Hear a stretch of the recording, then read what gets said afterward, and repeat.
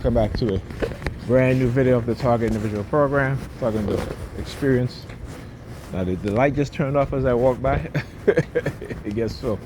But anyway, as I was coming out the doctor's office, they had a guy sitting in a vehicle, a black car. All right, get the sirens already. Okay, and you know, like I said, I usually know when they're targeting me, because again, it's usually when I'm coming out from somewhere or have you, then they will drive off and look in my direction, you know. Right here, look.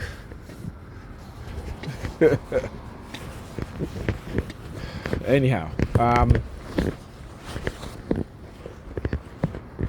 what was I? Yeah, so, you know, I left Pam's house, I left the kids, I text her, I left around 9, almost 9:30. You know, I text her to let her know that I was leaving. Okay, white guy. He said his phone as he sees me. Look. Look at him. Right? Look. Okay. He, you know, so I text her like I normally do, you know, if I'm there with the kids and she goes out on her dates, whatever, you know. I always text her, say, hey, you know, I'm leaving, I'm on my way home, just to let her know what time I left. So, and I had asked her before, you know, don't stay out all night because the kids are up. There's no one looking after them. Okay, so they're going to be up till, you know, 2, 3 o'clock, 4 o'clock in the morning. Sometimes my daughter, she's up all night. And I keep telling her, I say, on a Saturday night when you go out, you gotta keep that in mind, because then they're sleeping all day and you're tired and you're sleeping, you're waking up late, and then you let them sleep late because, you know, you don't want to be bothered with them until, you know, you think that you're ready or you feel like you're ready. Okay, 5 o'clock on a Sunday afternoon, that's when you go wake them up. You know, I said, you never stop to think that when you wake them up so late in the afternoon, you know, what time are they going to go to bed on a Sunday night? So now they're up Sunday night, we're up in the, you know, Monday they don't probably go to bed until 1, 2 o'clock, and then they go to school and they're tired. You know, you have difficulty waking them up, and they're tired. You know, but does she care? No, she don't. So, you know, when I text her, she texted me back. She was like, "Oh, okay, thank you for letting me know that." And I'm like, "Why are you acting like, you know, like this is brand new? Like I don't do this on the regular." You know what I'm saying? Like I don't text you to let you know that I'm on my way home. That I don't just leave the kids, you know, at your house by themselves and not let you know that I'm leaving. You know, it's ridiculous. You know what I'm saying? It is utterly ridiculous. You know? And I'm just like, wow, man. So at I think 11 o'clock I call my son and I asked him, I said, did you hear from your mother? Did she even call you guys? He was like, no. He was like, no. Again, there's a reason why she's doing this on this night, because like I said, I'm there with the kids today. It was my weekend. So she wants to go out and not have to even think about the kids, because, you know, whoever she's with or the people that she's with, you know, she just tuned the kids out. She don't want to think about them. She's in wherever she's at, and that's all she want to think about. Okay? And I keep telling her, you know, this is a script that we have been conditioned into following. How many times have we seen when women get into new relationship, right? And particularly if they have kids, how they give all the attention to that man and ignore their children. And as a woman, if a man asks you to do that, then you got, and if a man, and he has that, from what she said, that he has a kid, right? Then, you know, that should tell you something. Is he taking care of his kids? Okay, is he around his kids? That he wants you to not pay attention to your children when you're with him? You know, this is the type of stuff, like I said, this is stuff that's been conditioned into us as people. All right, and the vast majority, well, I won't say the vast majority, but a lot of people, look at me, they park their car. Why? Because right here, you see the number 32? See this, like I said, they're very, look, the only car that's parked like this, okay? Right? And look again too, another number 32. BDK 3265. So like I said, you know, these things when things like that happen, you know, it's strategic, it's planned, it's in that way. Now why am I walking this way? Because I have to wait 26 minutes for the other bus. So I decided I'll just walk the 2 blocks and I can get this bus here, and this bus is coming, and I think it says something like what is it, 7 or 8 minutes. So look, you know, every time I say the 6 minutes, 8 minutes, what have you, I hear the police sirens. Again, the number 32. Look at that, all parking on this side of the street, right? This is an ambulance 4322 43228. Okay. All the number 32s are parked up on this side of the street. Right? Yeah. And you hear the sirens, right? You hear the sirens? Okay. So yeah. So, you know, I was talking to the doctor, you know, we're family. And he started asking about my father. And he's like, oh, you know, I remember your father. He used to be, oh, no, shoot, did I miss the bus? Oh, shucks. Look at that. Look at that. Just when I thought I got into it. Now look at the ambulance. Making all that noise with the sirens. You know, so yeah, so he started asking me about my father, you know, but he did it in such a way that I'm thinking like, shit, you know, 'cause I remember my brother was telling me, my twin brother, who was also a target, you know,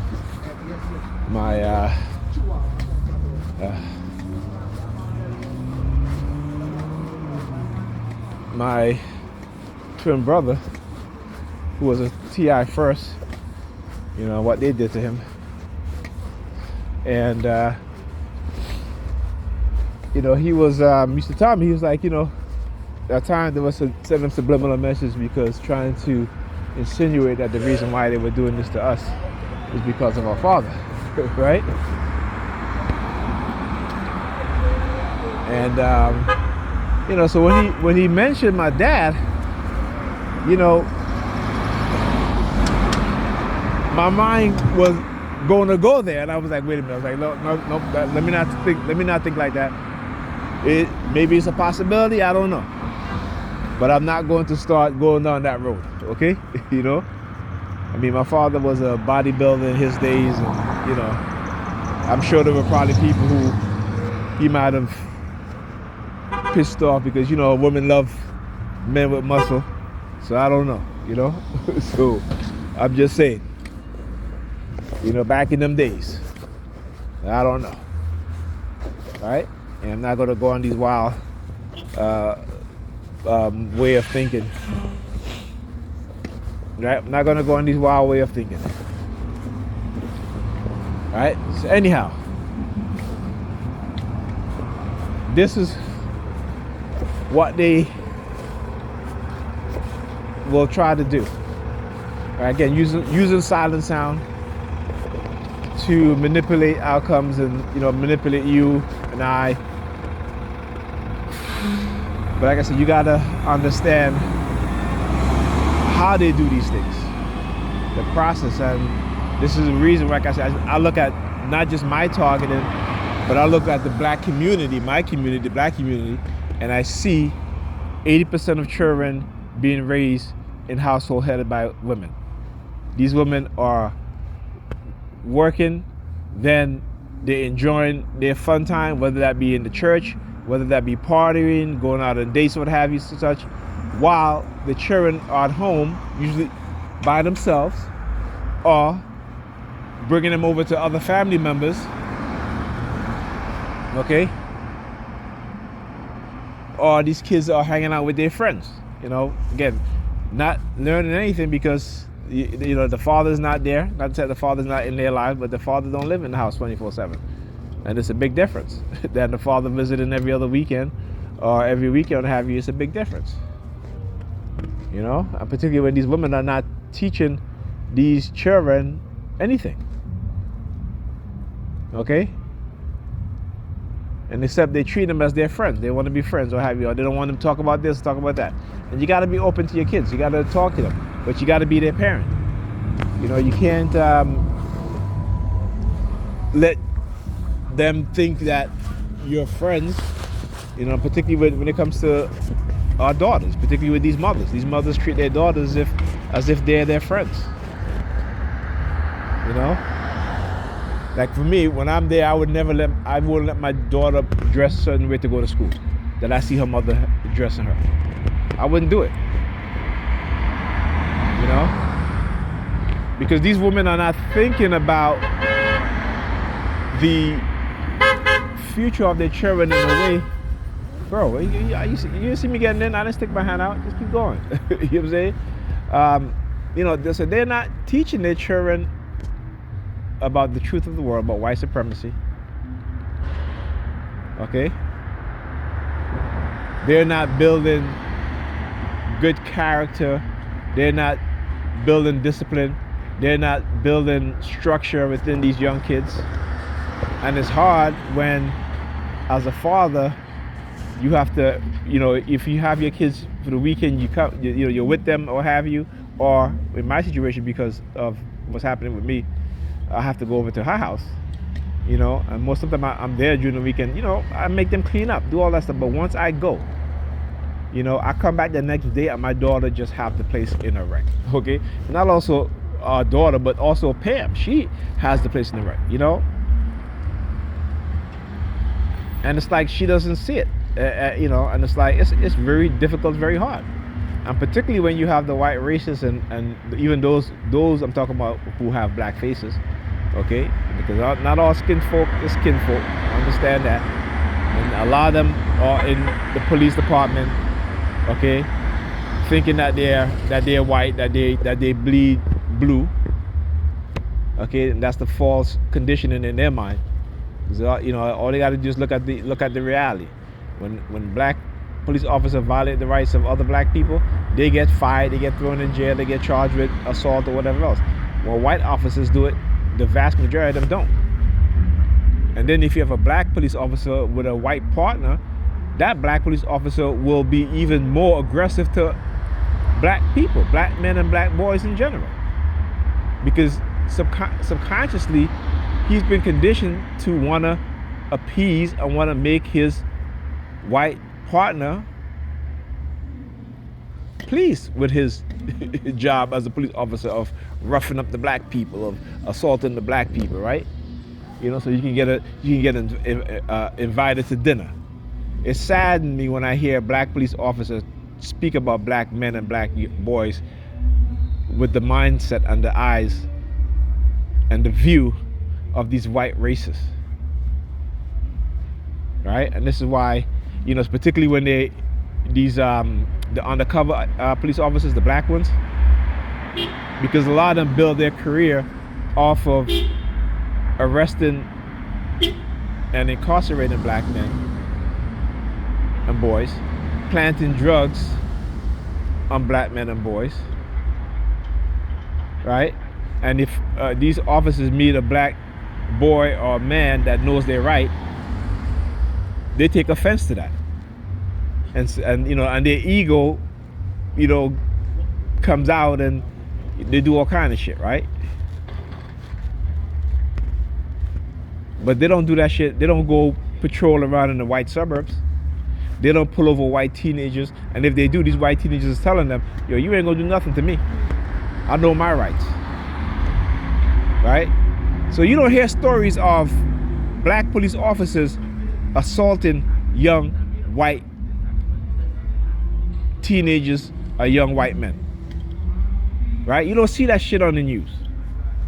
But what do you see on the news? You see black police officers beating up, assaulting black men and black women, as well as these white racist police officers assaulting black men and black women. Ask yourself that question. Why is it that we don't see black police officers, right, arresting white teenage boys or white young men or assaulting them because they mouth off on them? Then you begin to, then if you can ask yourself that, and go look on YouTube, see if you see any of that. Okay, but I'll tell you what happened, right? No, thank you. What the heck, like all these vehicles, yeah, okay. So I must have to wait for a long time for a bus. That's why, because usually I can usually tell some of these dollar vans what have you. But now they got SUVs pulling up. You know what I'm saying? It's like, yeah, no thank you. Okay? So yeah.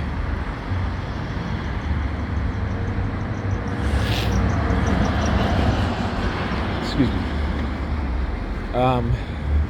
You don't see, like I said, you don't see that, okay? And I'll give you a perfect example. So you had a police officer in, I think it was Seattle, right? So there was some dispute, domestic dispute, and he shot and he killed a white woman, okay, because she was aggressive towards him, and so he shot her and she died. Okay, now he used the same line that these racist white cops use. He feared for his life, and guess what? They didn't say you're on leave pending investigation or what have you. They took his gun, they took his badge, they charged him. He went to trial and was found guilty. Okay? All right? They didn't wait a month, a year, 2 years, 3 years. They did it right away. Okay? So when you see these black Sambos on the police force, okay, who these white police, racist police officers and captains and sergeants and lieutenants, yes, and even the ones in black faces, but have a white European mindset, racist mindset towards their own, right? When you hear them talk about, well, we have to let justice run its course and all that. Well, ask them, why is it that they hide the body cam footage when it's a white police officer? Why is it that the family of these victims of police officers have to sue? Okay, and sometimes it takes years, right, for the department to release the body cam footage. And the only how the department released these body cam footage is when the family had to go to court and a judge have to order the police department to hand over the footage. Then only when that happens, now you start to see them come and charge the police officer with murder or second-degree murder, whatever it is. That is always the case when it comes to these white police officers. Okay? So yeah, they're not gonna try to sway me away from, this purpose that I have to expose them for who they are.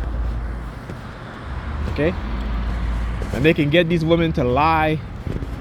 They can get these women, they can manipulate them, they can do all sorts of things, right, to bribe them, to set them up, and they won't listen to us black men. And I say leave them be. Leave them be. Leave them be, because these black Sambos on the police department,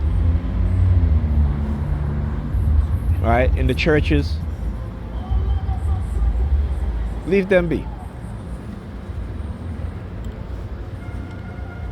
That's why I say leave them be. As a black man, I say I don't step to black women because not only because of being a target, but because of the mindset that's been conditioned into them, and they don't want to change.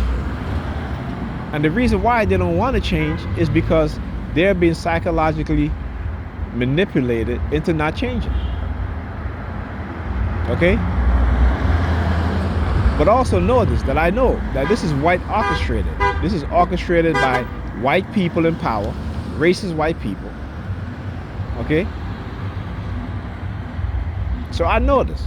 So this is why I can have sympathy and empathy for black people, though at times I might be upset as hell, but that's okay. You know what I'm saying? That's just you being upset and being angry. It's a human emotion. It's natural.